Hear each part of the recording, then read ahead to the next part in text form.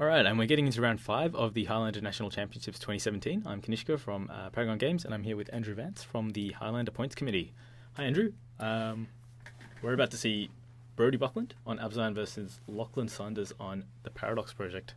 Yeah, so Brodie and Lachlan are both Canberrans. Brodie's not originally, he's from the US. So Brodie's playing Abzan, which is, it works pretty similarly to the way you would expect from modern or similar. So he's playing some mana accelerants and a bunch of good mid-range threats and disruption. So his plan is to disrupt his opponent while he deploys, Knights of the Reliquary and Siege Rhinos and kills them. Okay, so play with creatures. Yeah, and beat down. Yeah, that's right. And stop your opponent from winning with things like Thoughtseize. Okay. Lachlan, on the other hand, is playing some kind of artifact-based combo deck, which is called the Paradox Project. So it's built around... he's got a number of combos in there. So he's got Time Vault and Voltaic Key, and those obviously win the game by him just taking all the rest of the turns and winning somehow. Yep. Basically, it doesn't matter at that point. He's also got Paradox Engine from Aether Revolt, Yep. which lets him, when he plays a spell, lets him untap all of his non-land permanents, or all of his permanents? All non-land permanents, yep. And because his deck is full of artifact mana sources like Grim Monolith and those sorts of cards, it means whenever he plays a spell, he can generate, 5, 10 or more mana. Right. And then, again, at that point, once you've done that a couple of times and you've got 40 or 50 mana, it doesn't really matter how you're winning, you're probably winning. Okay. So it's a deck about amassing huge amounts of resources and then just using them to win somehow. Yeah, and he's got a number of cards in his deck that let him convert resources into different kinds of resources. Okay. So Rings of Brighthearth and Sensei's Divining Top lets him draw basically his whole deck if he's got enough mana. Okay. Or, in fact, his whole deck. Right. And he's got cards like Tezzeret, which let him turn... Well, is a Planeswalker, which lets him get his Time Vault and so on. So, right. Yep. The one card combo. Yeah, and I believe he's got a bunch of card drawing in there. So he's got a bunch of ways of just drawing, turning a pile of mana into a pile of cards, and then turning that pile of cards into some way to kill your opponent. Okay. Often they're just going to concede. Like, particularly if it's game one, once you start Time Vault locking someone, most people are just going to say, yep, you got me. Yep. All right. Well, sounds like it's going to be an interesting matchup. Let's hope. Yeah, let's jump into the games. All right. So, looks like both players kept their set, I think. Yep. Looks like they're going through and keeping. All right. So I assume Lachlan's game plan is just to not die until he finds combo pieces. Well, it probably depends on his hand. I haven't actually played with Lachlan's deck or against it, but I imagine it's the sort of deck that he could potentially win the game quite quickly. Like, there's a high likelihood that on turn 2 or 3 he might just start doing stuff. Yep. He's got Sensei's Divining Top in play, which is the judge's favourite card. And I suspect we're going to get some kind of Thoughtseize effect cast here pretty soon. Right, but we'll see. Seen an untapped Black Sauce. Yeah.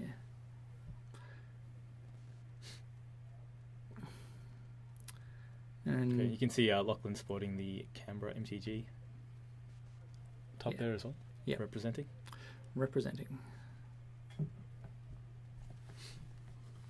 And it's an Inquisition, so pretty close. There's the new art for the Inquisition of Kozilek. It was curiously printed in Conspiracy. Yeah, that's some pretty weird art. It is. But the card still does the same thing. The card still does the same thing. So he'll get to look at Lachlan's hand. Sadly, we won't. Well, there's I think, Expedition map. Is that an Ancestral Recall, I think, maybe? If I'm not mistaken. I missed it. And a couple of lands. Okay, so Lachlan's just going to be... So Lachlan doesn't look like he's got a super powerful hand there. Well, he might have kept it for that Ancestral, I think. Just to... Well, yeah. But otherwise, he is definitely going to be hitting land drops for a while. He is definitely going to be hitting all his land drops. All right. What do you think Brodie might be thinking here? 'Cause it seems like Lachlan's bought a bit of a brew. Yeah, although from the cards you've seen from Brodie's position, I mean, it might just look like some kind of blue control deck. Okay. Um, Like a Blue Moon deck or something.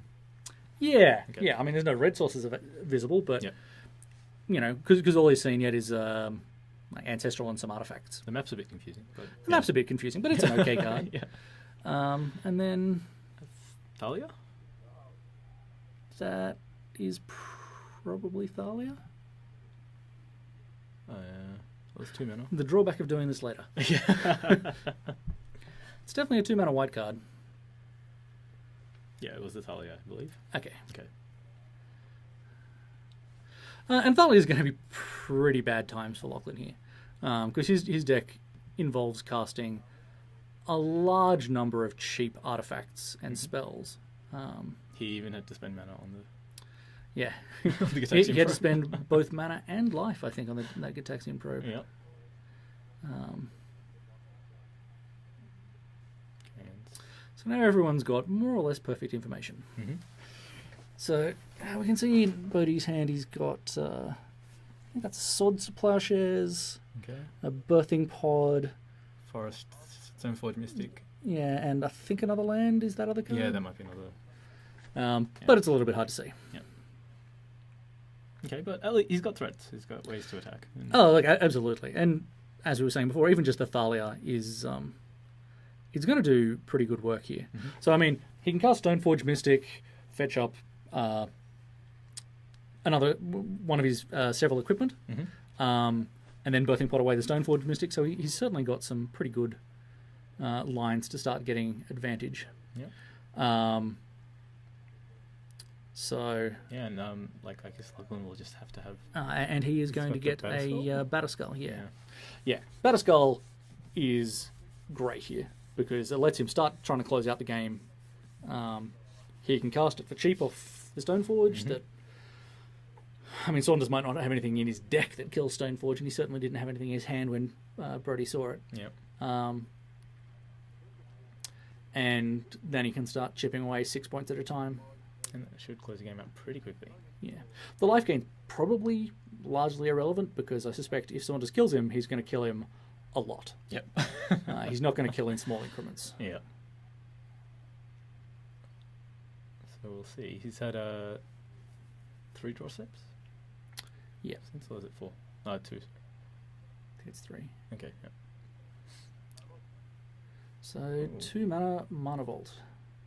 Again, this is one of the cards he wants in play when he starts going off with Paradox Engine because it means every time he casts a spell, he generates 3 mana.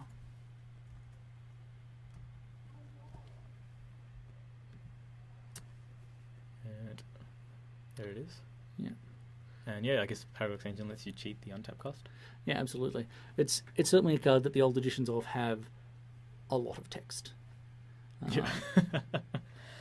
As is the case with many of the alpha and beta cards, they didn't really know how to describe what they wanted this game to do, unambiguously. Yeah. So that's a Temple Bell, I'm pretty sure. Let's have a look at these cards. Yeah, it's a Temple Bell. Okay. So Saunders is just trying to get as much advantage as he can as fast as he can in the hope that he can get out of this problem. Yeah, I guess he's getting all these pieces down there. Like, once he's going off... Temple Bell, another card that lets Yeah. him draw his whole deck And, with Paradox Engine. it just lets him keep drawing cards on his own turn. Yeah. Before Brodie can necessarily untap and use all this mana. Yeah, absolutely. I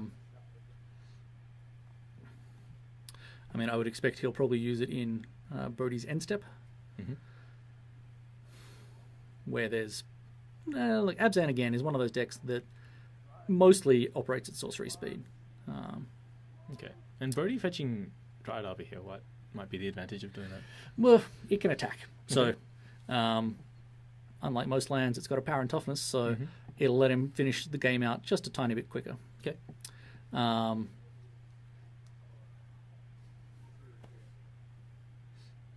Yeah, and I guess you can see that Lachlan has just played out a bunch of what look like pieces of the Yeah. puzzle, and he probably can't afford to let the game go for too much longer.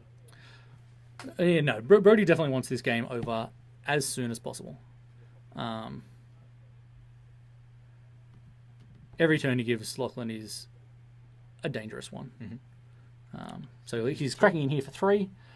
He'll play an elf of some kind, and he'll probably play the Battle Skull at the end of Lachlan's turn, I would imagine, just in case some better option comes along to do with the mana. Yep. Because Stoneforge Mystic, of course, lets you pay a white and 1 mana of any other colour to put an equipment into play, which is why Battle Skull's so good in these decks, because 2 is a lot less than 5. It is a lot less than 5. He's doing that. No, he's decided to do that now. Okay. What might the upside there be? Look, I'm not sure, but there's not a huge downside. There's always a minor risk that somehow the Stoneforge will, get killed by something with split second or something. Right. Okay. And Lachlan's already seen his hand, so he might not have any cards in his hand that Lachlan doesn't know about. So Lachlan might know that there's no relevant instance. Right. Yeah. Mm-hmm. So, Expedition map. Yep. I know he's not going to get Tolarian Academy. Oh, okay. Yeah. Yeah. So now he has 3 artifacts in play. Yep. So you can tap that for 3 blue. Yep, he can tap that for 3 blue. There it is. So 3, 4. So he's got access to a pretty large chunk of mana. He's got 8 mana currently. Yeah. Yeah. Okay. If the Time Vault's untapped, yeah. I think he tapped it this time. Yeah, okay. Yeah. Sorry, not Time Vault, Mana Vault. Mana Vault, yeah. Time Vault, very different card. And So Rings of Brighthearth is a weird and interesting card. It's been played by Lachlan, both kinds of Lachlan, so Saunders and Wardsmith, and a number of other people in various combo decks. So the ability to duplicate activations when you've got a huge amount of mana is pretty exciting. So it lets you do things like untap the same artifact twice with Voltaic Key, right, or draw an extra card off Temple Bell, do a pile of nasty things with Staff of Domination. Which he played, I believe. Which, yeah, is in play. Yep. So it's one of the ways you've got of generating a pretty large amount of advantage if you've got the right other things going on. So, on its own, it obviously doesn't do what you would call a lot. Yep. But it looks like he's got a lot of abilities to activate in this deck. He absolutely has a lot of abilities. So he can't duplicate the Mana Vault because that's a mana ability. But yeah, there's Staff of Domination. He can tap several creatures, draw a bunch of cards, and he's going to need it because his life total's falling pretty fast. Yeah. falling pretty far. Yeah. But every spell he just played there was an artifact. So that Tolarian Academy is going to be tapping. Yeah, Academy's tapping for 5 now, and it'll probably be 6 or 7 pretty soon. But Saunders does need to go off pretty much this turn. Yeah, well, he's about to die otherwise. The card Brodie's played is off the edge of the map. Yeah. Sorry. Nope. No. Not gonna know. Okay. Probably a creature of some sort, right? Yeah, it's almost certainly a creature. So Lachlan's working out whether he can afford to untap that Mana Vault. I mean, my guess is he can't, but I'm going to find out. So, is that Deserted Temple he's got in play? Maybe.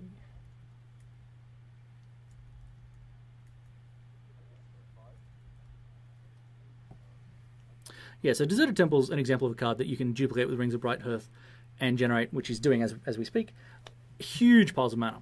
Because it means you get to untap it twice, and so with the second copy of that on the stack, you tap the Academy for another 5 or 6 mana. Yeah. And start doing obscene things. Oh. He can, in fact, generate infinite mana out of that, because one of the lands you can untap is the Deserted Temple. So now he gets to draw his deck and do pretty much whatever he feels like.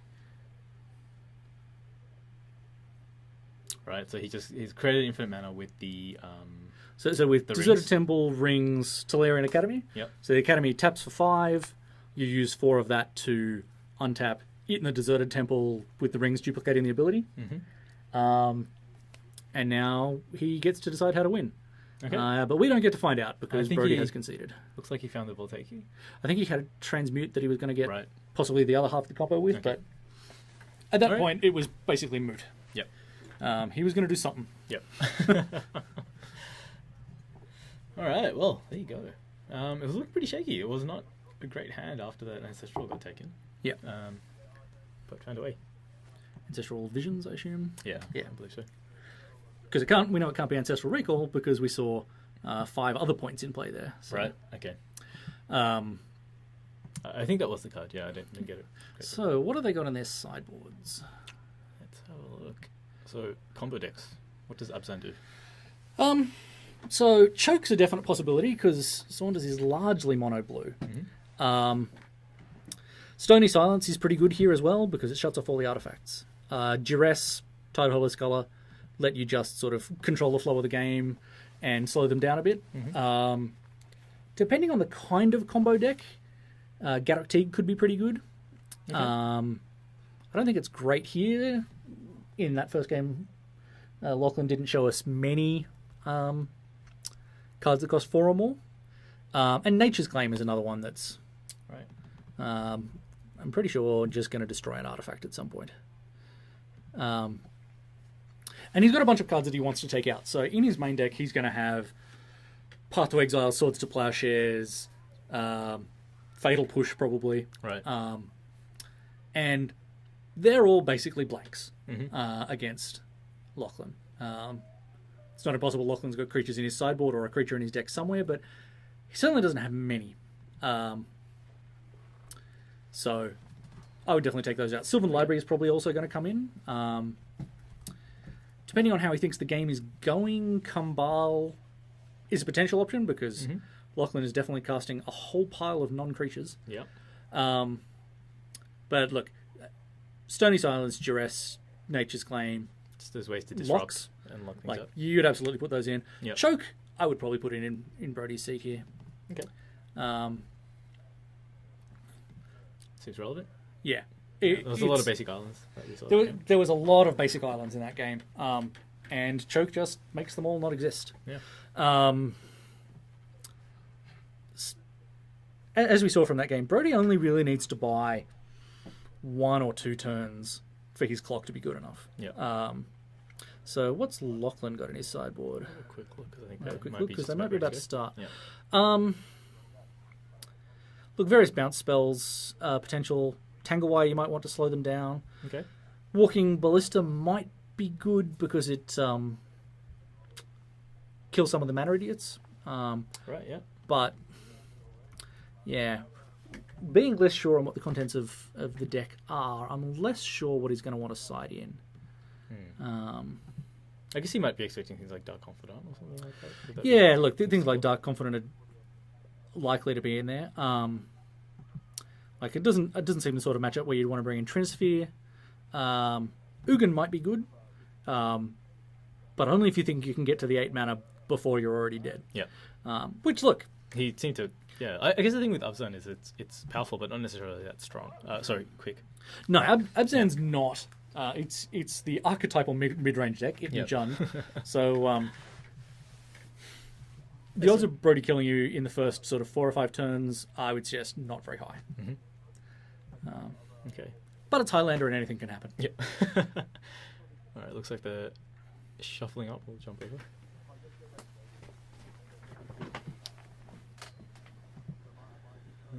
Players are just presenting their decks.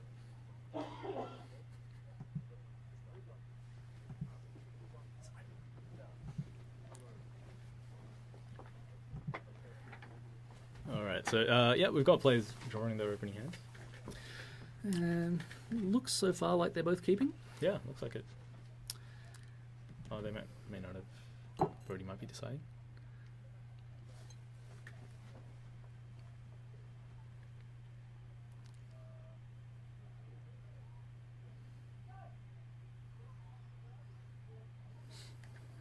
Okay. Yep, looks like they've kept, and we've got a Godless Shrine in play, probably. Thoughtseize. Yep.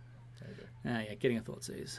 Okay. All right, so in Saunders' hand, we've got a Mind Stone, that map, Academy of Ruins, which is pretty good for him, and as there's his the Ancient Paradox Tomb. Engine. And there's the Paradox Engine, And which Padim. is... Okay. Oh yeah, Padim's a pretty good card for him to side in this sort of match, actually. It's a catch-all for a lot of potential ways to kill his artifacts. Mm-hmm. Yeah, so it's an interesting choice. And he's almost certainly going to have the artifact with the highest converted mana cost out of these two players. And the map. Okay, he took the map. Yeah, look, that makes sense, because at the moment Saunders doesn't have any blue mana. Yeah, just 2 color sources. But I mean, most of his spells are colors. So Most of his spells are colorless, but still, Yep. taking you off your colors pretty spicy. Let's have a look at the Paradox Engine as well. Yeah. Namesake. Yeah, so this is the card the deck's built around. Or one of the cards the deck's built around. Mm-hmm. As you can see, whenever you cast a spell, you untap all your other non-land permanents. And as we saw in the last game, Lachlan's likely to have a lot of non-land permanents that generate mana or cards. I have some sort of tap ability. Yeah, or have a tap ability or similar, so that he can get Mana Vaults, Grim Monolith, those sorts of cards, and generate a pile of mana. Or things like Voltaic Key. It also works with Time Vault, obviously. If you're casting a spell a turn, you get to keep taking turns. Yep. So those all make it pretty good. Yeah, okay. It's not a cheap cost, though. But, It's not a cheap cost. yeah, but I guess once But this it's deck down... generates a bunch of mana. Yeah. So I think that was Sylvan Library that Brodie as we can see, he's already up to, in fact, 5 mana with the Ancient Tomb. Okay, he did it. But he's chosen to go for Padim first to protect his stuff. Yeah. Because again, we can probably assume that Bodhi's removed, if not all, then the majority of his easy ways to kill Padim. Yep. Yeah, there's like Fatal Pushes and everything. Yeah. Like that. Do you want to just bring up Padim? Yeah, sure.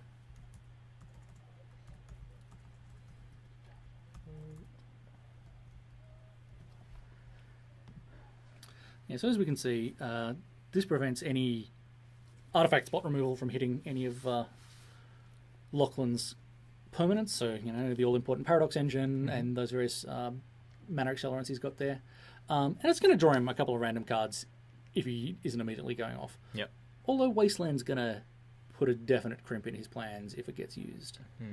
But instead, Brodie's casting Knight of the Reliquary. Okay. Because he does, as we discussed last game, Brodie's got to find a way to finish out the game. Yep. If the game keeps going, what Lachlan's doing is more powerful if the game goes too long. Yeah, and he's already... with the Paradox Engine down now. He can start sort of... he doesn't have too many ways to exploit it right now. But No, so if you cast the Paradox Engine here, then unless he's got another mana source or a zero-cost artifact, he can't keep going.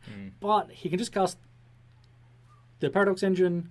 Padim will draw him a card next turn, and he can probably have a pretty good crack at going off. Yeah. Or he might have just drawn Academy and have 1,000,000 mana. There you go. That's also an option. All right. And yep, now he just casts something, everything on taps. Yeah, so he casts something. So he casts a top, those on tap, which generates him a mana. Yeah. And he's still got... he's still got... 1, 2, 3... So he had 3 at first, I think? Yeah, so he had 3. He's got 2 mana. Yeah, so he's got 2 more mana. So he's got as many as 4 mana available to him. And he doesn't need a lot on top of his deck here to go off. So basically, every time he casts a 1 mana spell, he nets a mana. a mana, right? Yeah, because the Academy itself doesn't untap, which is a thing that we are not sad about. But he is... So he's got the Mind Stone and the Chrome Mox, and he gets to just sort of, do his best to go off. Yeah. And the raw spells are just going to dig him closer to something else that matters. Yeah. Because as we saw last game, he's got a bunch of cards that are pretty much just immediately fatal here.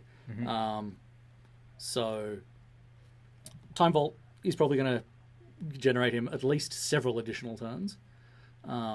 Something like Temple Bell will draw him a bunch of cards as he, slowly generates mana.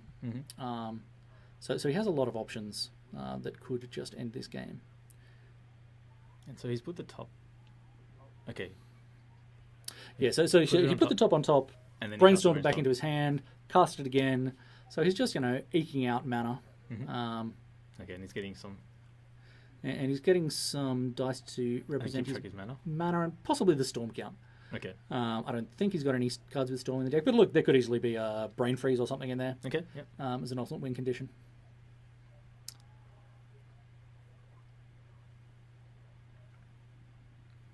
Or a Mind's Desire just for even more ridiculous card advantage.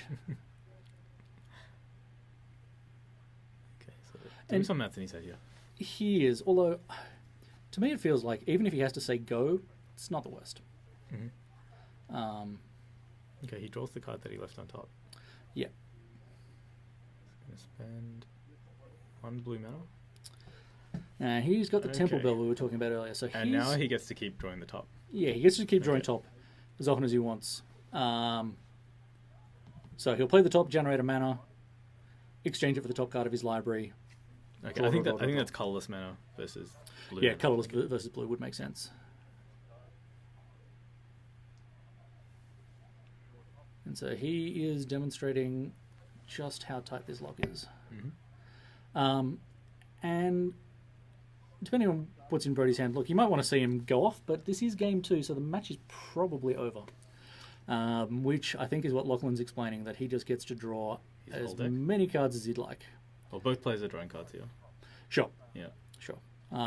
So there are some 0 mana cards that could potentially work here, but I don't think any of them are in Brodie's main deck or sideboard. I guess the interesting part is that there's still no win con on the board. There's not a win condition on the board, but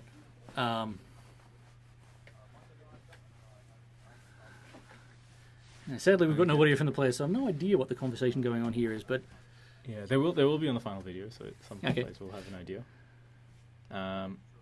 Looks like what Brodie did was he's asking for a win con, right? And Lachlan is, I think, demonstrating that he will be able to continue generating mana. Yep. And drawing his deck. Yep.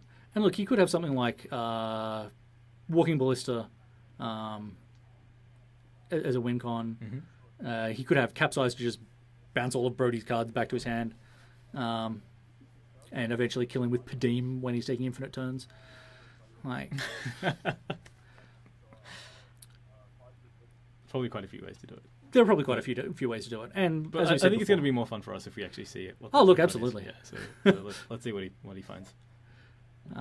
So yeah, he's Trinket Mage. Oh, Trinket Mage. Okay, I think that might have been what he actually got discarded last time. Okay, with Paradox Engine and the Mana Vault. So now the Mana Vault's going to be generating. He's going to be generating a lot of mana each loop. More than he needs. Way more than he needs. And yeah, he's got a Capsize in his hand. There is a Capsize. Okay. So Brodie doesn't get to have permanence anymore. And it's not just here; it's for the foreseeable rest of the game. And it's both players drawing cards together. And Lachlan still hasn't got a win card. He's got Rings of Bright Hearth and Voltaic Key in his hand, which aren't a win con, but he's definitely he's definitely assembling one. And now he gets to do all the things twice as much. Yeah. So, Vault Key Rings is infinite mana, like Mana Vault Key and Rings is infinite mana. And there it is. Now he's got a Walking Ballista with a squillion counters on it. Walking Ballista, not just good in Standard. Yeah, there you go. So I'm guessing he put 32 counters on it. 16 counters. Well, look, 32 mana. He might have put a billion counters on it. Okay. All right. Well, there you go. Combo. Not Time Vault combo. A different type of combo. Yeah. So this one of the things that often happens with combo decks in Highlander is because you can only play one of each card, you often end up playing sort of 3 or 4 different combo decks mashed together. So as we've seen earlier, some of the Blue Moon decks are playing Vault Key and Splinter Twin combo because why not, basically? Like, they're both very efficient, they attack from different angles, so it's difficult for people to play around and sideboard against. And either one of them just wins the game, so that's And yeah, it looks like Lachlan did actually bring Ugin in. I think an Ugin minus would be pretty powerful against an opponent. Yeah, look, there are situations where it's going to be an 8-cost card you can't cast, but it's usually going to be pretty powerful. Okay, well, that's going to do it. Thanks for joining us, Vance.